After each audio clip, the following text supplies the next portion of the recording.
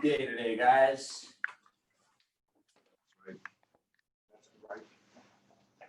Are you doing all like in-homes or you do a little bit of both? I only do virtuals as my first appointments. Yeah. Ever. I don't like doing them virtuals in general, but this lady literally did not want to go to me in person, so. So you have one virtual? Yeah, Sunday morning, so I'm gonna come here Sunday morning. I have one at 8 in person and 11 AM. Wait, you don't eat in person? Yeah, You're an idiot. it's all right. It's worth it. It's like an old lady who looks like an hour and a half away, but it's gonna be worth it. Where should we? That's She was like by Rockford and Cherry Hill or something. Marengo. yeah. What's up?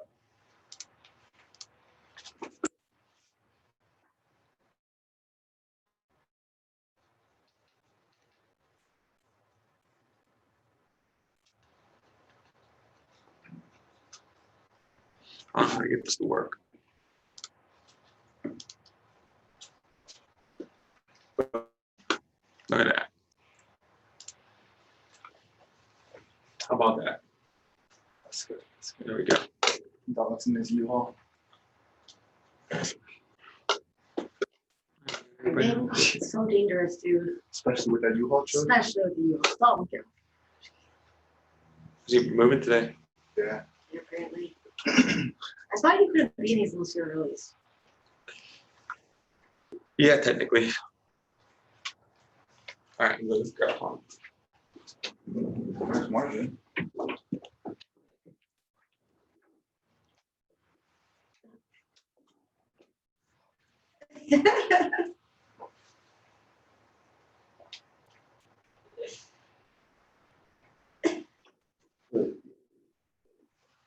I'm texting him right now. Like, it's just crazy. He didn't come. Like, I was like, how dare you not come to the office? He goes, I have an 11 appointment right next to my house. And I was like, disgrace. He goes, no point in coming back. Then having to come back. And I was like, disgrace. He goes, what do I look like? And I was like, a disgrace. Now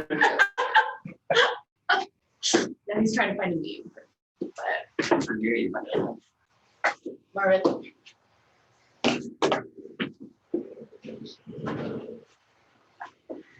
I got some CBLs up in me.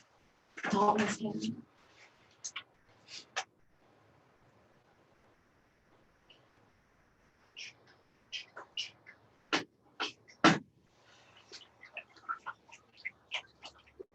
What you drinking? Abuela? Oh, naked. Oh, the naked. I saw at the store. I was like, man, I haven't had these in a minute. Oh, you get the mango ones? They're Yeah. so good. Mango one. I like the green one. The green ones are good too. Have you guys gotten that things like green mango? So they actually make the juice for you at I think Mariano's or something like that. Oh, yeah, that's the so juice good. green mango one. Wait, no. That's really good. You should try it. It's like $5 for like a couple of years big, but it's really, really good. You get everything green, right? Green apples, Yeah. pineapple, all that good Yeah. stuff. At first, it sounded like it sounds too too green for me. Yeah. It's really really good. It tastes good, yeah. Yeah, it's really really good. Coconut. And they usually put coconut water in it. It's called green matcha with coconut milk. I mean, Something like that, right? Green matcha with coconut milk? Yeah, I think that's what it's called. Okay, sorry, I was sucked into, there we go. Are we on this camera? No, we're on this camera, okay. What time is it? 10:06. Okay, all right, so we're not that late, right? This camera's all crazy though, I don't know if I like this. You gotta make this higher. Sorry, a little picky with this. There we go, that's a better height.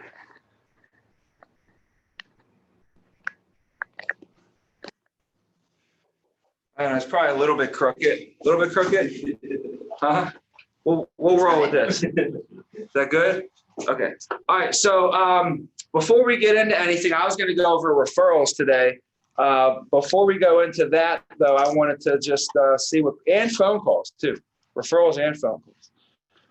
What we had on the docket, if anybody had any questions. So we'll start with any questions, and then we'll go into what I had to go over.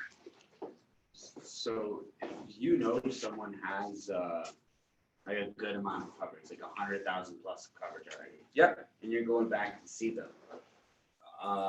Obviously, you're gonna go spend the coverage that they have right away, but what if they're at an age where the only things they would really spend money on would be the funeral and maybe some income? If they're like, how would I go about making sure they're still bringing up that need then? If they already Okay. have like 100,000, they're like 65 years old. Yeah, and so they have 100,000, they're 65 years old, Uh-huh. right? So what you want to do is you want to, what I always say is I say, so Joe, because you're trying to sell them the freedom of choice certificate, right? You're trying to sell them the freedom of choice certificate to take care of what? Their funeral and final arrangements, right? So what you want to position it as is that $100,000 is meant to go to their family, right? Uh-huh. That's money that you're leaving behind for your family, right, Joe? When you pass away, you have this 100,000. This 100,000 is going to go to who? It's going to go to your family, right? And that's why most of the members that I meet with, they already have 100,000. They already have 100,000. Most people that we meet with, they have 100, 200. They already have a couple thousand. Especially at your age, Joe. Most of the members we meet with in your age, they already have 100,000. He's 65 too. 65 years old, who has 100,000. So you know what I say to him? I say, most of the members that we meet with at your age, they typically have 100, 200,000. So what the problem was, is when they were passing away, that money was going to funeral directors and not going to their families. So what they did is they developed this freedom of choice certificate to take care of all of your funeral and final arrangements so your family doesn't have to. And what this is going to do is this will be a permanent benefit that'll be in place forever. Once you qualify for this, Joe, you never have to worry about your funeral and final arrangements getting burned to your family. This will take care of that, right? And you say to them like this, you say, so Joe, if you ever went to the store and let's just say you had to pick up some milk, eggs, and bread. And you walk up to the counter and you reached into your pocket to pay for your milk, eggs, and bread. And you had a $20 bill and you had a $100 bill, right? What would you pay with your groceries with? Would you use the 100 or would you use the 20? 20. Use the 20, right? Why would you use the 20 and not the 100? You want to break it. Yeah, you don't want to break the 100. You know, same thing for me. If I break that $100 bill, I'm going to reach into my pocket a few days later and guess what's going to be left? Nothing, right? Right? So the same thing happens with families. What they have $100,000 life insurance policy, right? Once they break into that, a few months later, they find out those families, a few months later, guess what's left? Nothing. So that's why they set all the families up with the freedom of choice certificate. So this takes care of the funeral and final arrangements. So you don't have to use your life insurance to do so. And this is like your $20 bill, Joe. Just like you have a funeral for $20,000, would you use $100,000 policy or just your freedom of choice certificate is your $20 bill. And it helps protect your life insurance so that your life insurance can go to your family and not to who? A funeral director. The big concern right now is the funeral directors. So they're getting richer and richer and richer. Think about it. The guy in my town, he had a black Cadillac. He always had a nice suit. The funeral director in my town didn't seem like he was really hurting for a meal. But our families, they're getting poorer and poorer and poorer. So to help to protect against that, what they did is they made sure everybody had freedom of choice certificates in place. So they take care of all their funeral and final arrangements so their family never had to worry about that. The main thing, Joe, is trying to make sure that everybody wants to have it, but you have to make sure you can qualify first. So I have to make sure you guys can even qualify. Right? Now, seniors are going to give you some rebuttals. So if you want to just go into seniors for a little bit, does that make sense? Is that a good avenue to at least pull, right? Nice way to go about it. It makes sense to me. It makes sense to you. You got to be sold on it before you can sell somebody else on it, right? But that makes sense to me, right? I think they should have a freedom of choice certificate. And I don't think they should be using their $100,000 life insurance policy to pay for a funeral. That actually doesn't make sense. So if you can get them to understand that and believe that, right? Boom, you got them sold on getting your $20 bill, right? So we call that the $100 bill theory, the $100 bill theory. Now, seniors, just so you know, seniors, you're going to typically you're going to have to spend a little bit more time building rapport, typically. with seniors, you have to remember, what are you going to proposing to most seniors? You're going to be proposing to them the freedom of choice certificate. That's pretty much the main benefit that you're going to be selling these seniors, is the freedom of choice certificate. So what are the rebuttals that they can give you on why they don't need the freedom of choice certificate? Prepaid my funeral. Prepaid funerals. What else? They have, well, it's a prepaid funeral, or they may have, liquidatable assets, like, real estate that they can take out for their family, that they won't have to worry about, paying for their funeral, or their family wouldn't have to worry about it, because they can just use one of their houses. So using a house to pay for a funeral, using assets, using a stock portfolio, maybe using something to pay for those, okay? Which, that's easy to explain to somebody why you would never count on, liquidating a house to pay for a funeral. If you ever try to sell a home, right? But what are some other rebuttals? I have life insurance. Have life insurance, we already talked about that. Yeah, most members we meet with already have life insurance. That's why they set up the freedom of choice certificate, so you don't have to use your life insurance for your freedom for your funeral.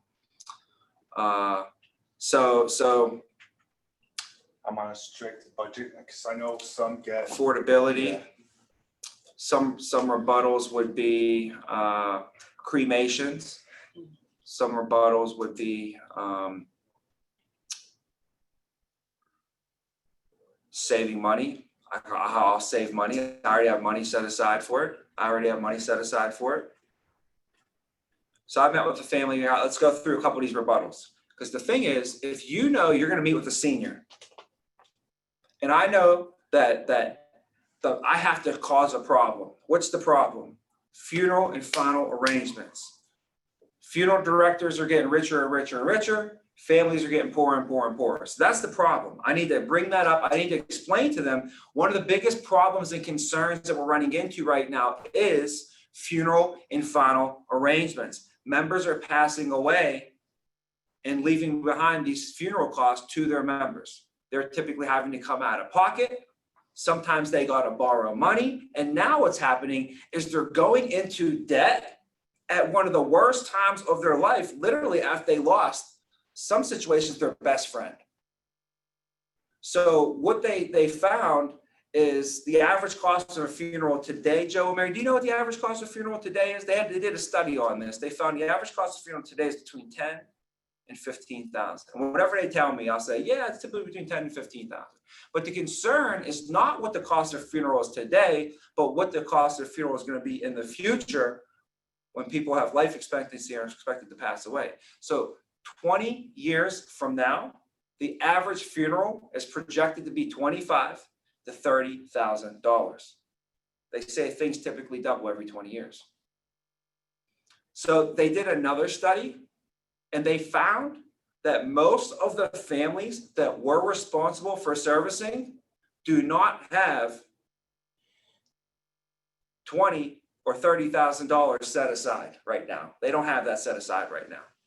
The average savings, the average American family has $4,000 to $7,000 saved up.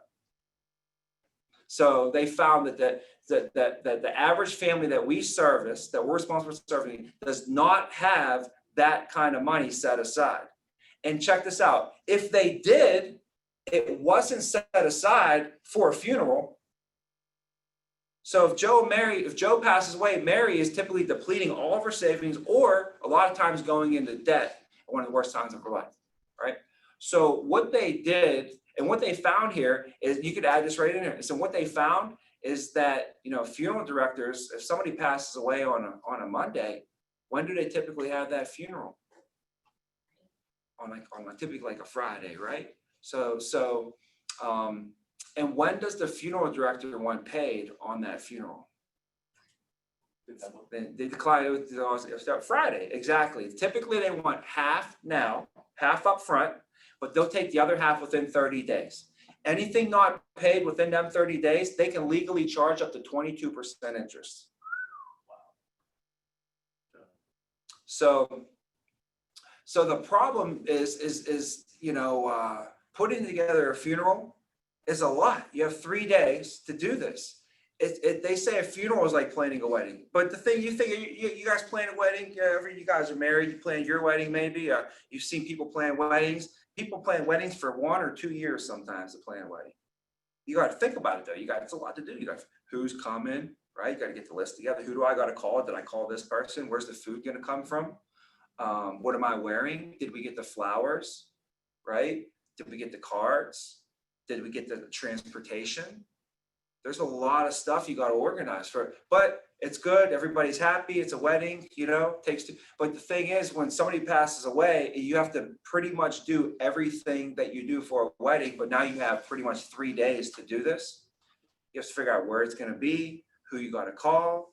Did you call this person? What color are we going to use? What flowers? Where's the food going to come from? Where's the transportation going to be? You have to do all of that. But now you have 3 days to get it all done. And it's actually under the worst circumstances for life. But the biggest problem of all is who's going to pay for all this. And that needs to get figured out too, right? So a lot of times families get stuck at one of the worst times of their life, getting put into debt and going into debt as well. So what they did, Joe and Mary, to help this problem is they set all the members up with a freedom of choice certificate. And here's how this thing's going to work. So the freedom of choice certificate, it's going to guarantee to take care of all of your funeral and final arrangements so that your family never will be burdened with that, so they never have to worry about it. This is a permanent benefit that will be in place forever. See, I'm using these very, very strong words, right? Permanent benefit that'll be in place forever.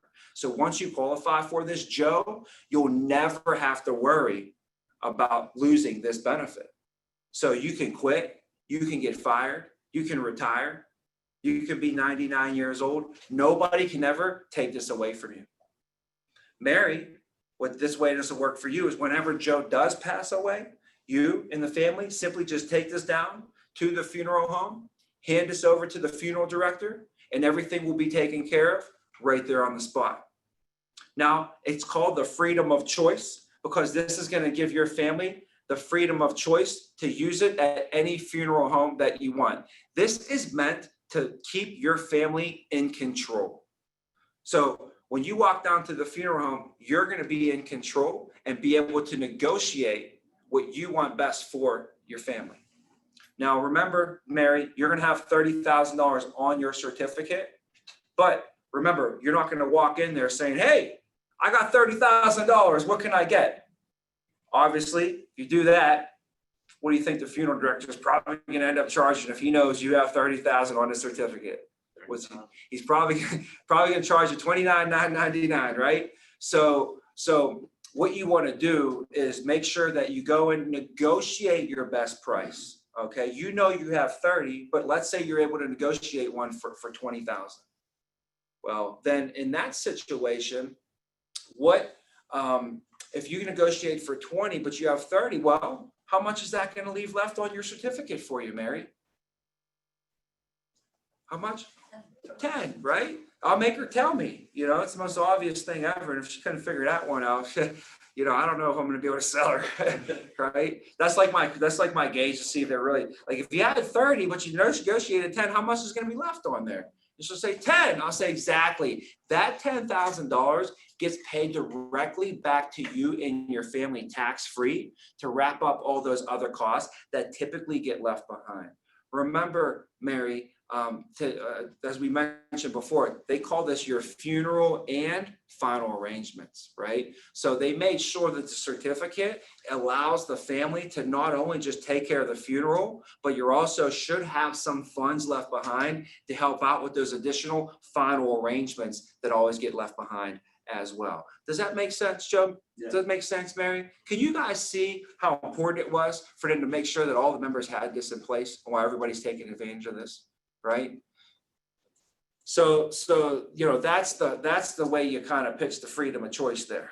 All right. I know you're not pitching exactly like that, but that's definitely the verbiage. If you can take it and notice the demeanor on how I'm doing it. I'm slowly talking to the client, making sure I go over with Joe, go over with Mary, using different analogies, using strong words like you'll never have to worry ever again. You're guaranteed to take care of this. Your family is never going to be burdened with the funeral. Some of that words can really make the difference in making the sale and making the client understand what you're saying. Oh, we got 2 people I got to add to the room here. Oop, there we go. So we caused the problem, and then we bring the solution up, right? But causing the problem is one thing, but they're going to give us some rebuttals. So before I even bring the solution up, I try and beat the rebuttals before I get them. So I'll say, funeral final expenses, major problem, huge concern. Average cost of a funeral today is between 10 to 15 in the future, maybe 20 to even $30,000, right? Most families don't have that money set aside. A lot of them are going into debt. So, what they did is they looked at a couple of different options. First of all, they said, well, why don't the members just save the money? Just set aside, $200 a month. And if you do that for like 10 years, you should probably have maybe about 20 grand set aside. And then you have your funeral taken care of. So they went ahead and they thought about that and they found out that that's not going to work. It's not going to work. Why? Well, because most people don't have the discipline to set aside that money. Second of all, they don't have $200 a month to set aside, and third of all, it's dollar for dollar. So if you set aside $200 a month for 2 months, how much did you set aside? $400. So if you pass away, what's your family get? $400. So that was the problem. And then what they did, they found that people that actually did save money and they did it over the course of 10 years, what do you think happens to people? Life. So everybody who actually did save that money, something always happened where they had to go into it. You imagine what those things could be. Kids need something for college. If you've got kids, there's millions of things that could go towards weddings, cars, housing, financial things. Somebody lost their job over 10 years. You know what I mean? All kind of stuff happens. So that wasn't feasible. The second thing would be a prepaid funeral, right? Why would they not? They said, why don't everybody just get prepaid funerals? So the first problem with prepaid funerals is, number one, they are dollar for dollar. Number two, they're very expensive. If you sign up for a prepaid funeral, average person pays between $200 and $500 a month for a prepaid funeral, right? So a lot of people don't have $200 to $500 a month to set aside for a prepaid funeral. The second problem is they are dollar for dollar. So if I get a prepaid funeral today with Joe's Funeral Home, and I'm paying $300 a month, and I put 2 months into it, and I pass away, I put $600 into it. But I signed up for a $20,000 prepaid funeral. I have a $20,000 prepaid funeral. I paid 2 months into it, $300 a month. I pass away. What type of funeral does my family get? Yeah, they get a $600 funeral because that's all the money I put into it. The problem is they're dollar for dollar. They're dollar for dollar. The reason they set the freedom of choice certificate up is because you could set aside $80. You could set aside $20 a week today. You could literally set aside $80 this month, pass away tomorrow, and your family could get $40,000. Right? The problem with prepaid funerals is, I'll go into this first one right here would be is you get a prepaid funeral with Joe's Funeral Service, right? And then you don't pass away for another 20, 30 years. Okay. You paid that money into it. And then Joe's Funeral Service gets bought up by a big name funeral company like Bell's. Does anybody hear of Bell's Funeral Service? There's a company called Bell's Funeral Homes. It's a big conglomerate corporation. They go up and they buy up mom and pop funeral homes. Okay. So who's to say that you don't get a prepaid funeral with your buddy Joe or Nino or Christopher's funeral service down the street, and then Bell's Funeral Homes buys that up. So Bell's buys it up. Now you pass away, your family goes there and says, hey, I got this prepaid funeral from Christopher's service. They're saying, you want to know what? We bought Christopher's company. We'll still honor yours, but yours is for 15 and ours costs 30. So guess what happens to those families? They own 15. They owe them the other 15,000. So that was the problem with prepaid funerals. They're not guaranteed at all. And you Right. wouldn't be able to take that money out if you chose not to go with that funeral home No, anymore. you're stuck forever. You can never get that money back. You can never get that money back. Let me give you two more things. You want to know what happens to the money though? I thought they usually they like collect money from like a lot of people. They put it in a big account and they let interest grow. That's what I was told just about, like a week or two ago when I sold like that. Yeah. So here's what happens with the money is Reich gets a $15,000 prepaid funeral. Reich pays, guess what he pays for it? Guess how much it's gonna cost him? $15,000, right? Yeah. That's how it works. So he puts $15,000 into a prepaid funeral. Who has his money? Funeral home. What does a funeral home do with his money? They put it buried in the backyard? Invest it, right? Two things they'll do with it. Typically, they'll put it into an annuity. Okay, because annuities, you can get fixed annuities that have guarantees on them. Hopefully, if they're smart, they wouldn't put it into anything with risk. Now, that annuity grows by 5%. So that means it grows by $750 a year. What's 5% of 15 grand? $750, okay? So now it grows by $750 a year, and Bright doesn't pass away for another 20 years.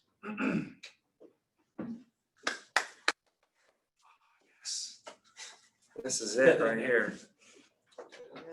When Austin came to visit, I stopped at Starbucks on the way, and I can't drink coffee anymore, which is probably good for everybody around me. Because I drink coffee, I already have enough energy, just put it that way, right? Can't tell. So I stopped and she told me to get matcha, M-A-C-H-A, right? It's like this green stuff. And I got it, it's pretty good, but I mix it with coconut milk because I can't have normal milk either, So I recommend everybody, as a side note, go get a test where they test your food allergies. I guarantee that you're probably eating stuff right now that you shouldn't be eating, and it's causing inflammation in your body. And I cut the food out that was causing inflammation in my body, and I feel better. I can think better. I sleep better.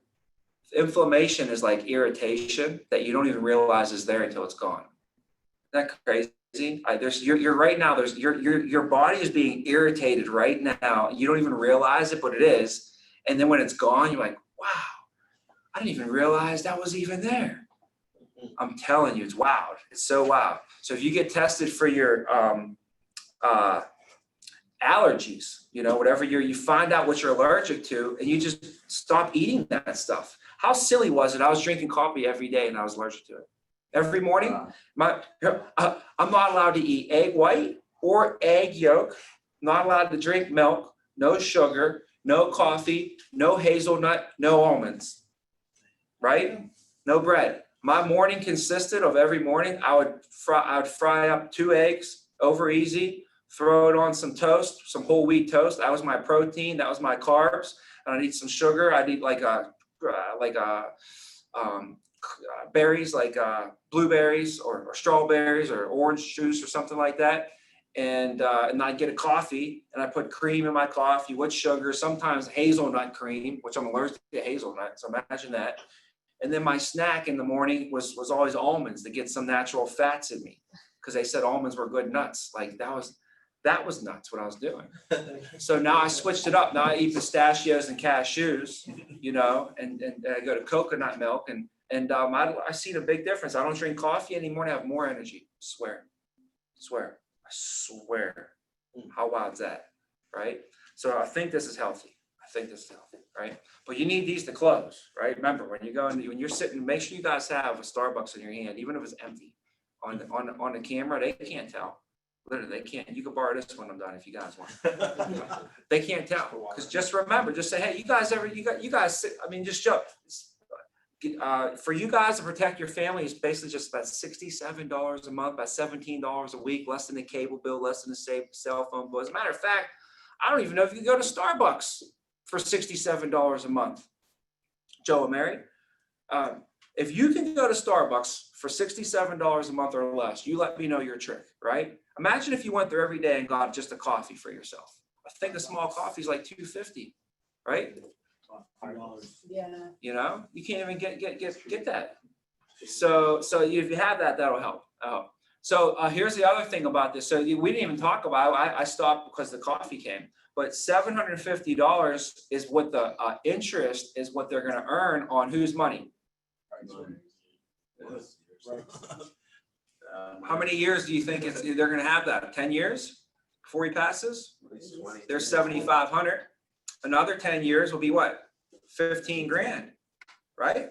So literally, they grew his account from 15 to 30 grand. They grew another 15 grand. When he passes away, his family's gonna get what type of funeral?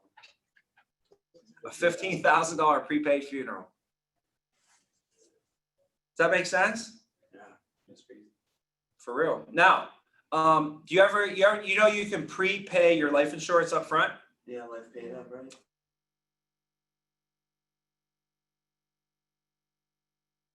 $100,000 life insurance policy. How much do you think the life insurance company would charge me for that? If I just said, I'm just going to give you a couple $1,000 up front, what do you think they would want? They wouldn't want 100. That wouldn't make sense. I would just keep it myself then, right?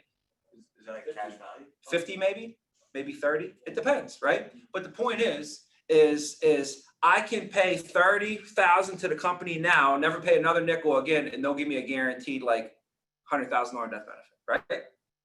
All right. Reich pays the prepaid funeral 15 grand. Guess who has his money? Funeral director. He goes to the life insurance company, right? Says, I got 15 grand. How much life insurance can I buy on this guy? Oh, well, yeah, we could give you probably about 40 grand. If you give me 15, we'll give him 40. Okay. All right, right. Here's your prepaid funeral paperwork. Sign this. Right there. Don't you have to have a mutual interest to do that? Yeah, we do. I have to pay for your funeral. Oh, That's in the documents. It's a legal document. It's all right there. wow. Yeah. Sign it, buddy. What am I signing? You're signing your prepaid funeral paperwork. Anybody feel what I'm saying? What is he really signing? He's signing the life insurance policy, naming the funeral the beneficiary. Oh, wow. You guys see what's going on? That's just a conditional receipt, and then they hand everything over, that's like, here's your prepaid. Wow, that's messed up. That's what's going on, guys. That's why the freedom of choice certificate is the best thing for everybody involved. You know? Yeah. I almost didn't get where we were going, and then I realized. I didn't even, that didn't even click. I didn't know you could do that, but that's messed up. The funeral director, I'll keep it simple. The funeral director took Reich's $15,000, gave it to the life insurance company, and bought a life insurance policy on Reich. How much do you think they bought the life insurance policy more? Obviously more than 15 grand. So he passes away. They cash in on a $30,000, $40,000 life insurance policy, and his family shows up to get his what? $15,000 prepaid funeral. Right? So that's another reason why. And I could go into a couple more, but let's just keep it at that for now. But when you explain it to a client, if they want to go toe for toe, you can break it down for them a little bit.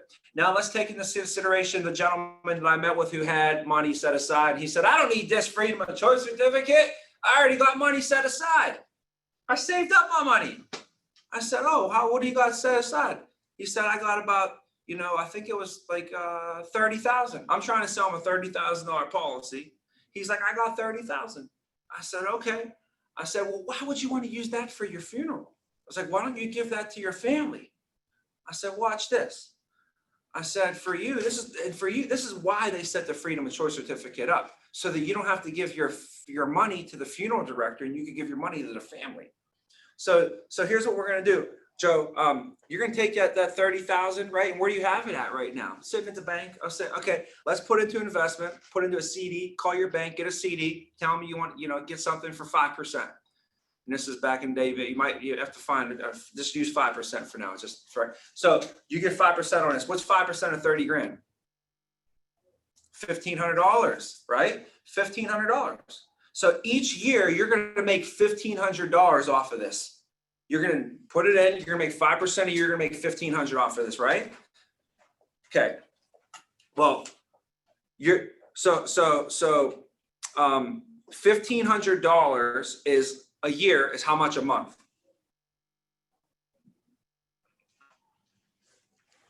Come on, you guys are in the, I thought you were in the life insurance game. 1,500 ALP, babe. 125. Come on, you guys gotta know this. Come on. Here, I'll give you an easy one. What's 1,200? 100, right? So you guys gotta know that stuff, but 1,500 is 125 all day.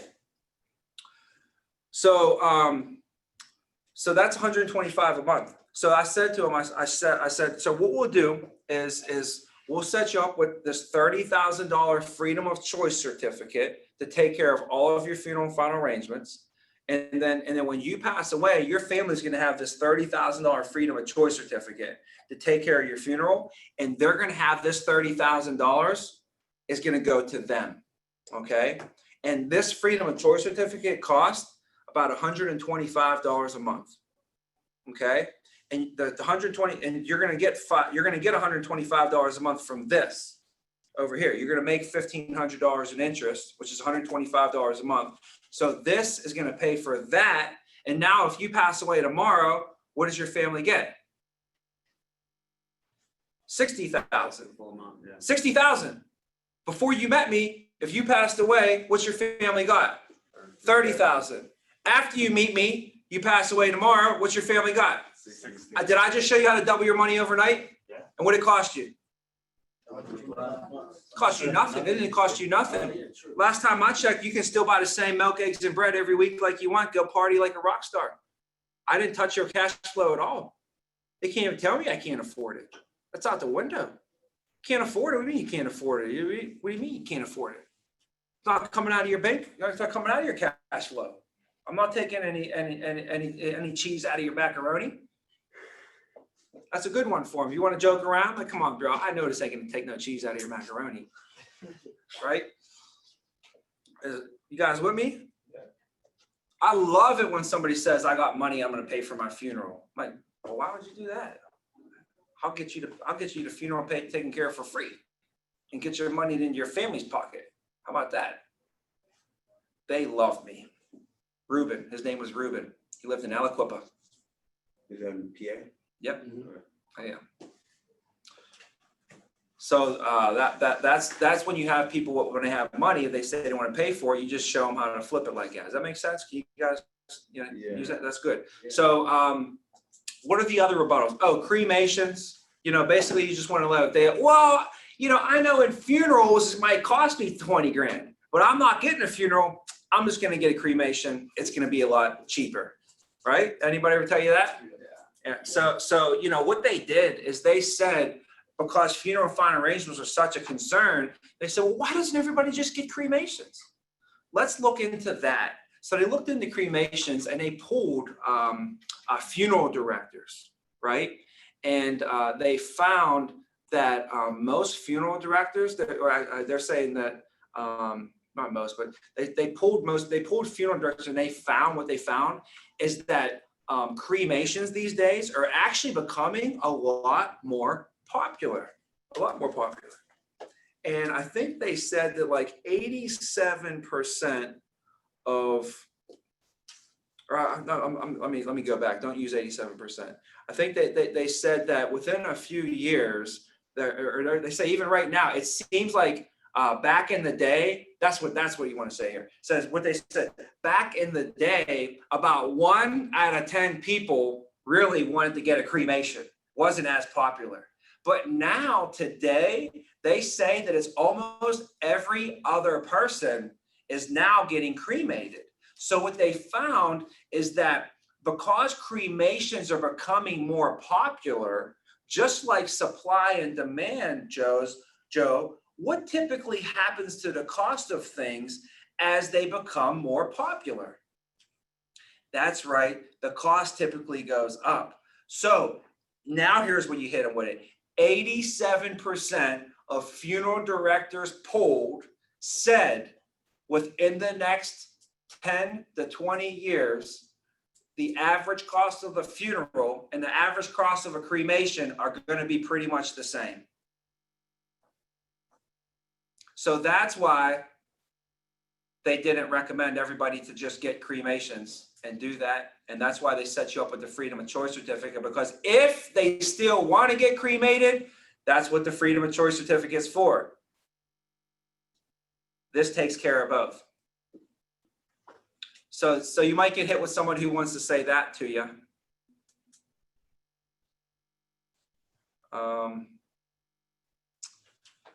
What else? Any other pre-beating rebuttals that we could think of? Like this is, so I'm like, listen, I know I'm about to pitch them on the freedom of choice certificate. So I don't want to pitch them on the freedom of choice certificate. And then they tell me, well, I was going to get a prepaid funeral.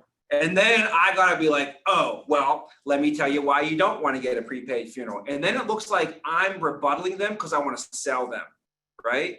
Which is always education. I'm like, well, when he tells me he wants to get a prepaid funeral, first thing that goes through my mind is this poor soul. He just doesn't know. I feel bad for him. I got to put on my teacher hat, and educate this gentleman, But a rookie is like, oh no, I'm going to lose the sale. He thinks I'm going to have to rebuttal him. And nowadays that turns into a sale, like a sales, and then look at sales rebuttal, right? So that's why to professional salespeople, they don't even let them get the rebuttal on the table because they beat it beforehand. So I'm like, I don't want to hear prepaid funeral. I'm going to just tell him right now that while we're not using prepaid funerals, I'm telling him why we're not going to save our money. I'm going to tell him why we're not going to use cremations, right? I'm going to tell him, all the rebuttals of why they wouldn't buy. I'm going to cover those first. I'm going to say, why, affordability, I'd make sure I cover affordability, tell them why they can't think about it. And I go through all that stuff. Today's their enrollment period. They did it like this, all that stuff. I covered all ahead of time. So at the end, they can't rebuttal me because I already hit them with those. Okay. And now if they say a rebuttal out loud, they immediately feel like they need to justify it. Like imagine me and my wife were sitting there and I told the guy, I'm like, you know what, we just can't afford this right now.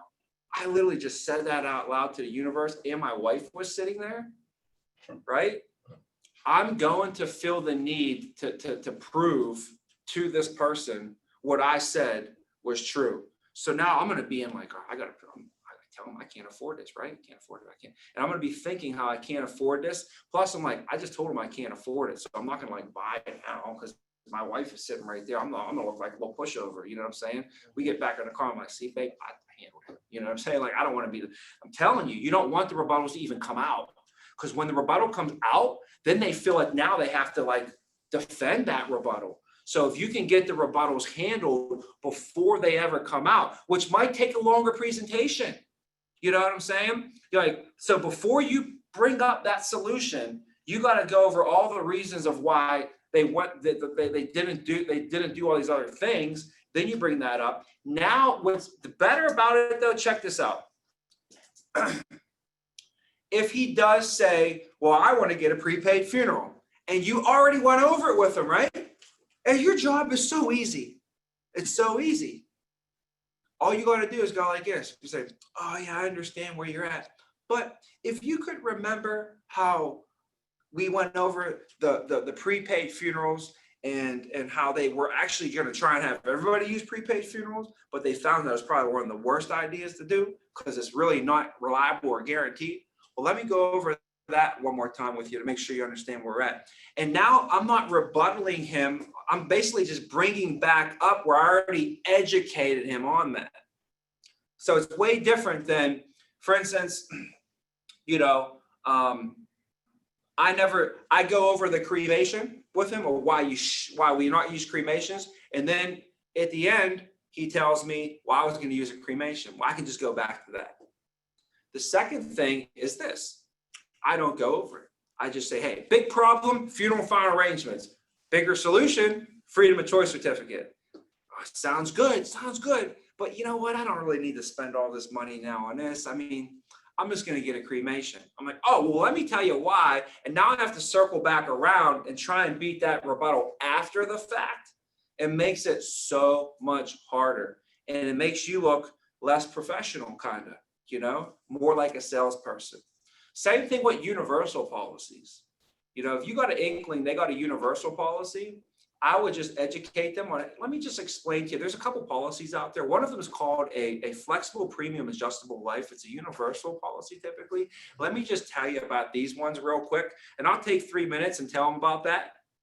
Then later on, I find out, guess what? They have a universal policy. I look like a G. I look like a professional. I look like I know what I'm talking about, right?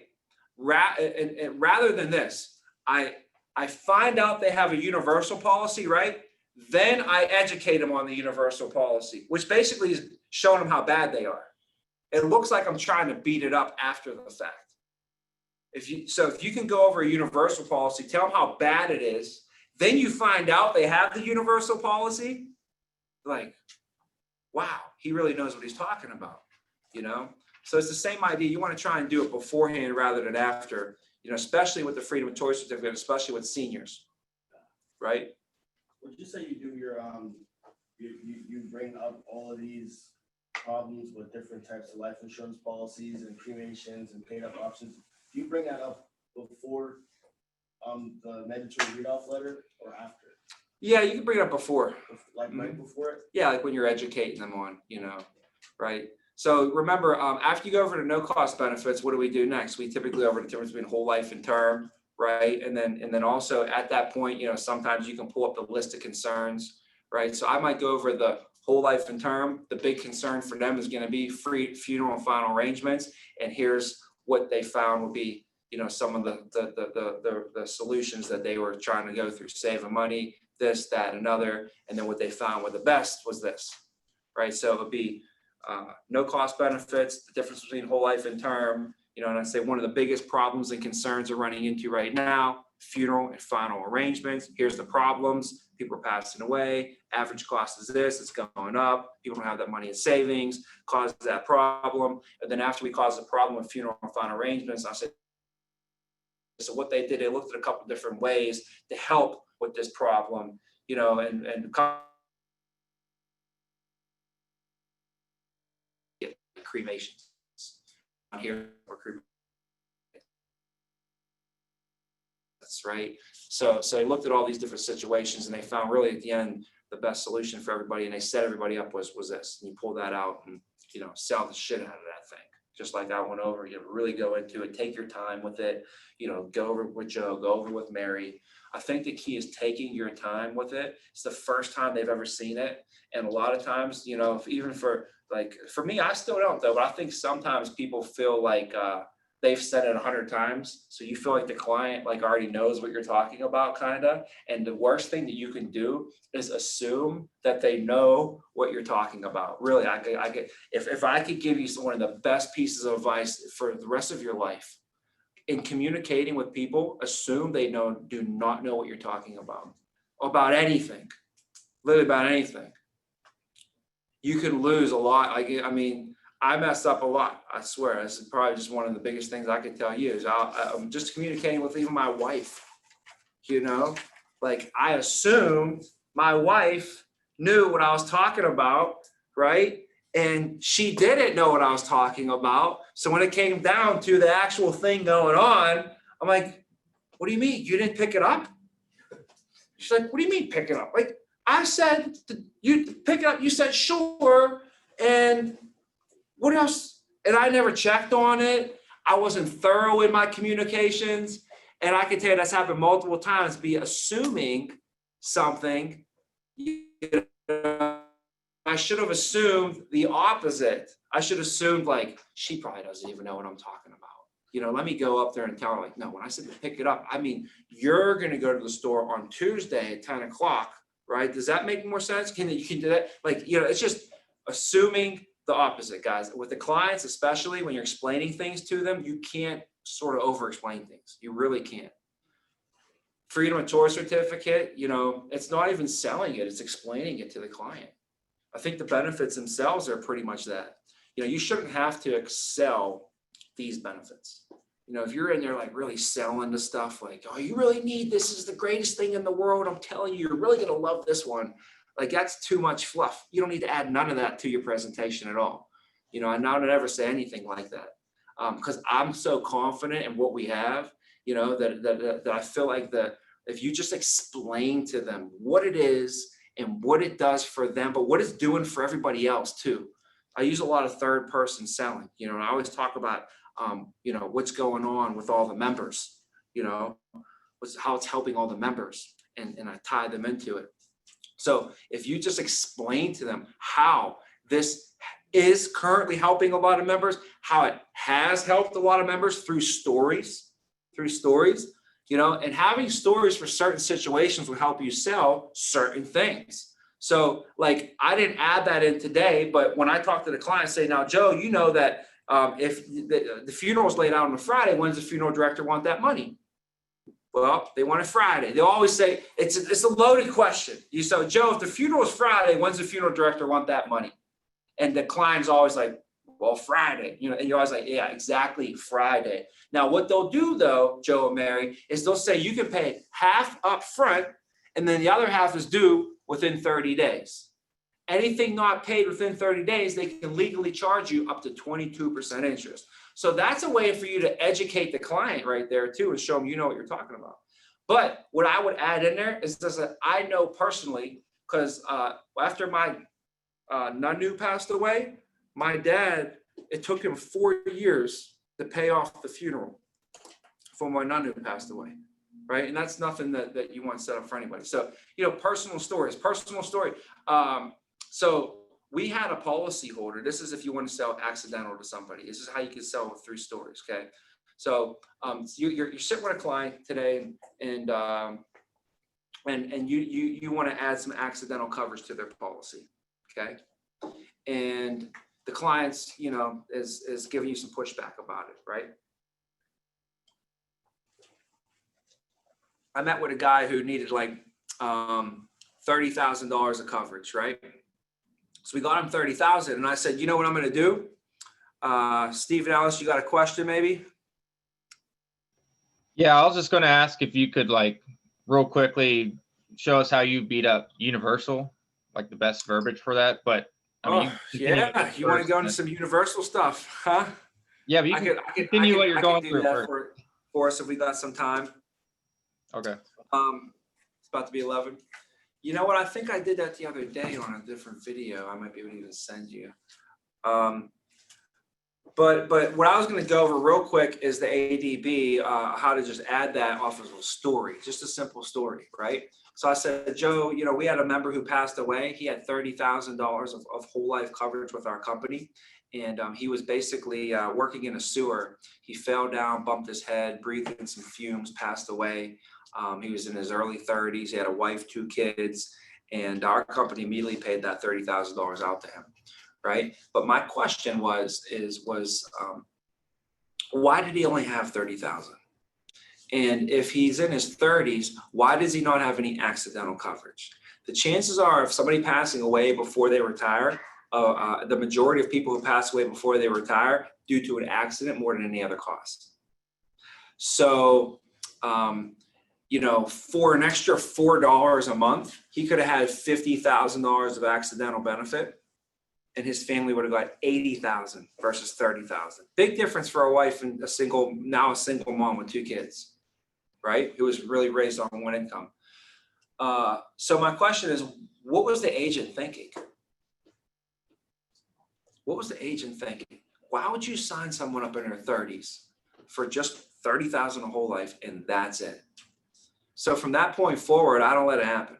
It's not wow. Like they're like, well, even if the client was like this, like Tommy, I got $40 a month, and I want my $30,000 a whole life because that's what it costs, right? $40 a month, $30,000 a whole life. I don't want nothing else.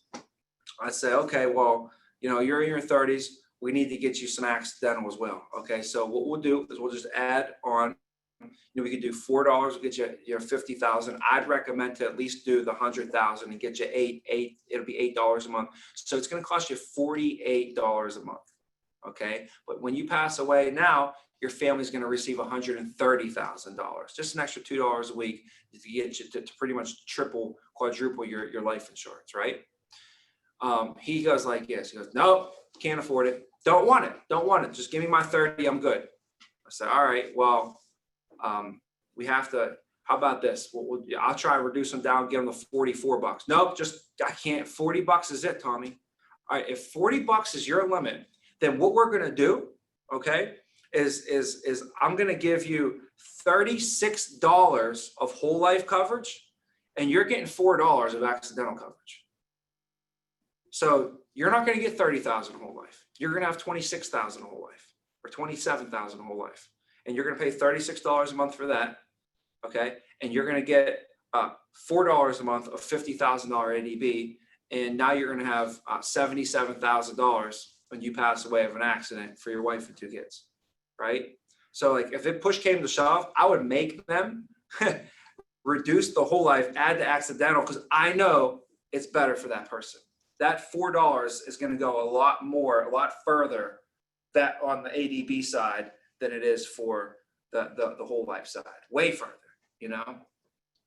So, so if somebody gave you pushback on that, I would just tell them, I said, we had a gentleman who actually had 30,000, just like you, passed away, paid right out to the family. But the problem was he didn't have any accidental coverage in his family for $4. I mean, literally $1. I'm talking about $1 a week, just $1 would be able to, give his family 80,000. So Joe, from that point forward, I make sure that every young family that I service, that they have the accidental benefit, on their program. So we'll get it on there one way or another. So that's my pushback on that. And that's just not trying to get me any extra premium even. Maybe it should get you extra. You should be able to get extra off of it. But if it doesn't give me any extra premium, I still want to get the family extra coverage, right? Because it's just doing what's right for the family almost. And that'll make it stick more too. Think about it. They want to call you up. I'm canceling this. $40 for only 30,000. Nah, I'm canceling this. Right? Now your $40 is 130,000. So it helps when they want to, if they ever think about canceling a program, it's a bigger program. You don't want to lose $130,000 for your family, do you, Joe? Right? Make sure that you're filling out the summary sheets whenever you sign somebody up. That'll help huge on solidifying your deals. Fill out the summary sheets, mail them to them. You keep a copy, they keep a copy of the summary sheet, okay? If they ever try and cancel, you can pull up the summary sheet and read them off what they like best about the program. So when you fill it out, you say, so Joe, right here, we're going to put, what do you like best about the program? And they're going to have to fill that portion out. If you're virtual, you'll be filling it out for them, right? Tell them you can't put me. Everybody always wants to put me, but you can't put me. It's the program, okay? What do you like best about the life insurance that you purchase for your family? That's the question, right? Okay. What do you like most about the life insurance that you purchase for your family? And you want them to write on there. If you're in person, have them put it in their handwriting, right? Okay. If you're virtual, you put it in your handwriting, but you show them. You say, does this look good? Does this sound like what you guys were saying here? Okay, perfect. So you liked it because it provided you peace of mind and you like the union rates. So that's great. I like when they put down what they liked about the program, and I like when they wrote that right affordability. I love when they write affordability. Love it. Here's why.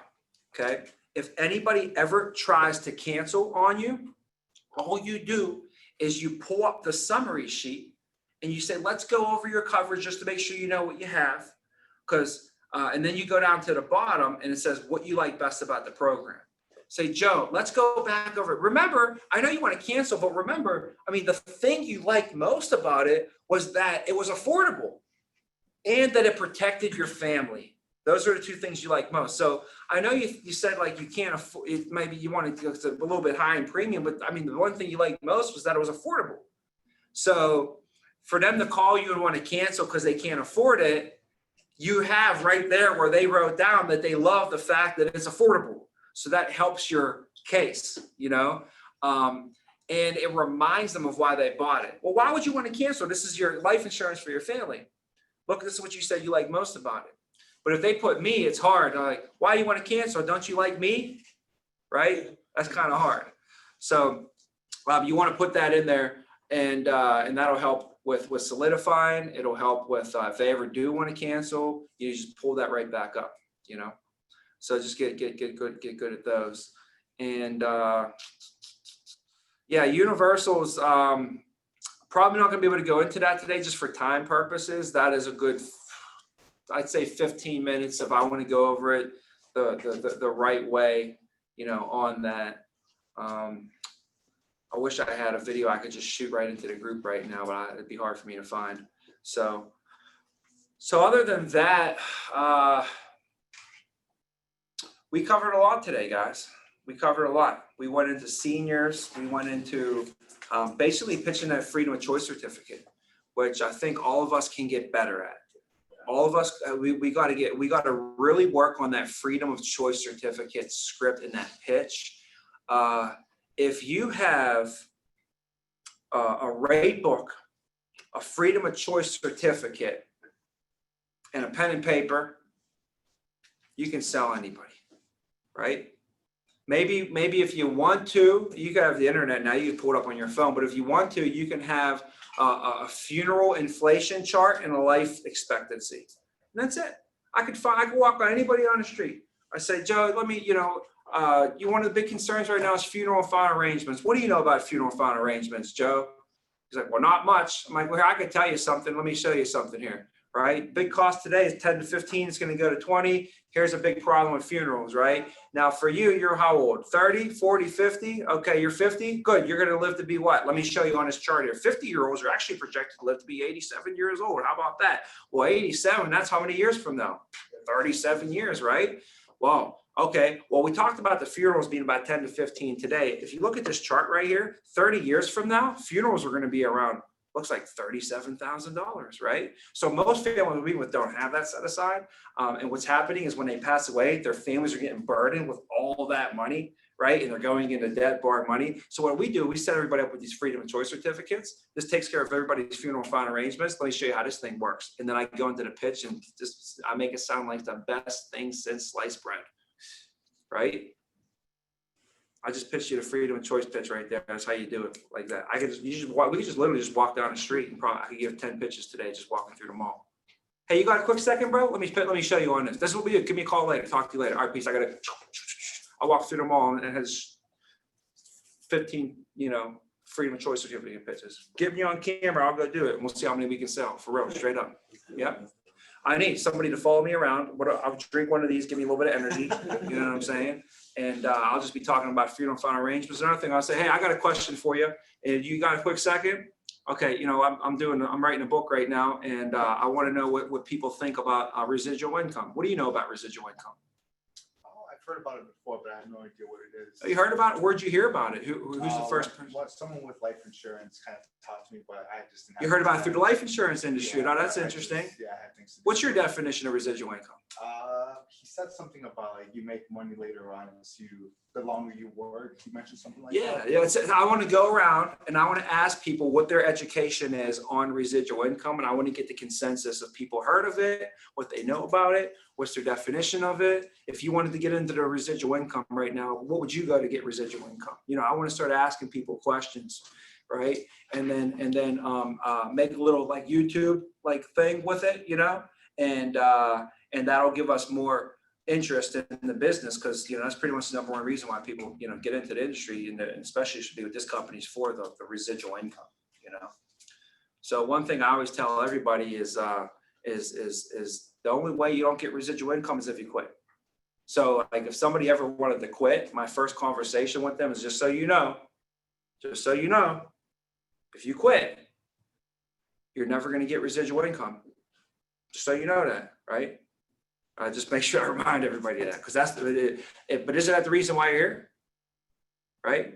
So, but anyways, you know, I definitely feel like we can go and just give these if you master, and what I would do is I would slow down your freedom of choice certificate pitch a little bit more. Try and slow it down a little bit more and go into it a little bit into more depth. Practice that.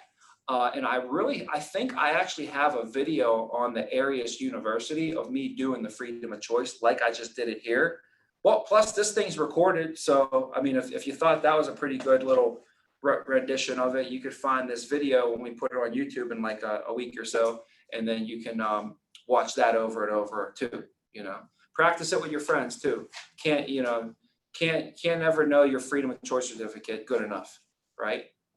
So that's it, guys. We'll break for today. Great job so far this week. Great job so far. This is our kickoff for the month this week. So let's set the precedence.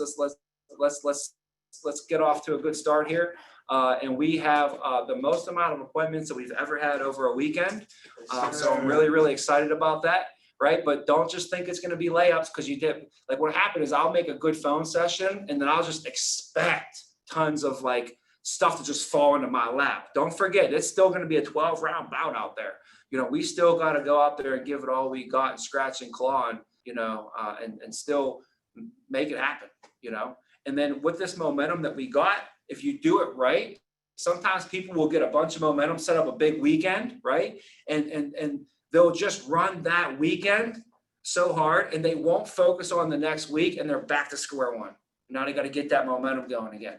But if you run this weekend, you keep the momentum going, it's still focusing on next week. Like when you miss appointments, roll on the next week, you got a little bit of downtime, get your presets for next week, you know, and this weekend, hopefully for all of us, we just crush it. But there might be some people have big schedules. They don't make it happen this weekend, but they got their nose out of their way. They get their no shows out of their way and they get their next week set up with even bigger momentum if you're focused on that and doing that, right? So we always got to remember momentum can be our biggest friend or our worst enemy right now. We have it on our side and let's keep that thing moving. All right, guys, let's rock it. Thanks.